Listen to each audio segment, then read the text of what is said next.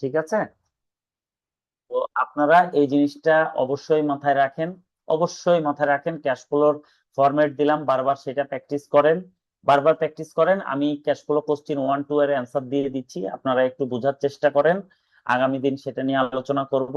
সময় মোটামুটি 3 মিনিট আছে, আমি জাস্ট এইটুকুই আপনাদেরকে বলবো যে আপনার হাতে আপনার ফিউচার। ঠিক আছে, আপনার হাতেই আপনার ফিউচার। আপনি পড়বেন নাকি পড়বেন না। যদি পড়েন, ইফেক্টিভ পড়াশোনা লাগবে।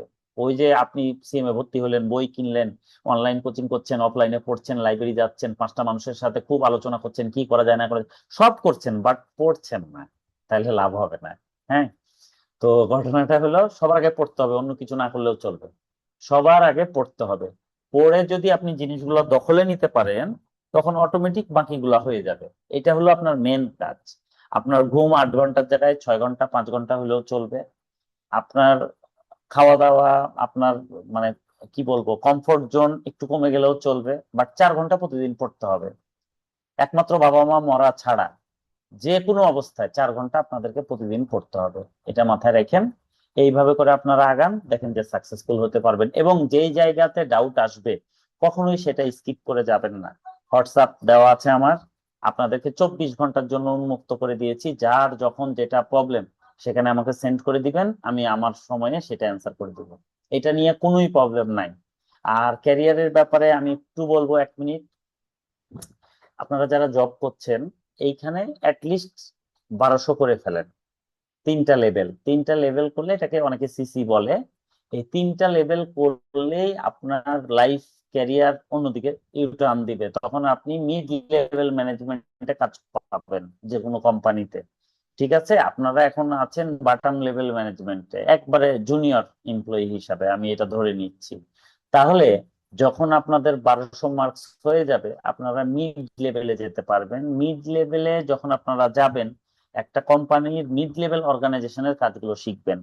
এটা শিখতে শিখতেই আপনারা ধীরে ধীরে কমপ্লিট করে ফেললে, দেখা যাচ্ছে পরবর্তী 800 মার্ক 2 বছরের মধ্যে কমপ্লিট করে ফেলতে পারলে আপনারা টপ লেভেলে কাজ করে অনেক কনফিডেন্স পাবেন, এবং আপনাদের স্যালারিটা অনেক হাই হবে। ঠিক আছে, 1.5 লাখ বা মোর দেন 1.5 লাখ, এরকম 2 লাখের মতো হবে। ঠিক আছে, তো আপনাদের ফার্স্ট কাজ হচ্ছে এখন এটা, যার যেটা জব আছে সেটা রেখে খুব টেনে পড়ে 1200 মার্ক কমপ্লিট করে ফেলা। এই 1200 মার্কের মধ্যে 60টা থিওরি আছে, এর মধ্যে অনেকের অনেক কিছু ছাড় আছে। 1200-র মধ্যে হয়তো যারা অনার্স মাস্টার্স কমপ্লিট 3 4টা ছাড়ি আছে, মানে 700 800 মার্ক আপনাদেরকে পাস করতে হবে। এর মধ্যে 4টা থিওরি, 4টা যেমন অ্যাকাউন্টিং আছে, ইন্টারমিডিয়েট অ্যাকাউন্টিং আছে, এদিকে কস্ট অ্যাকাউন্টিং আছে।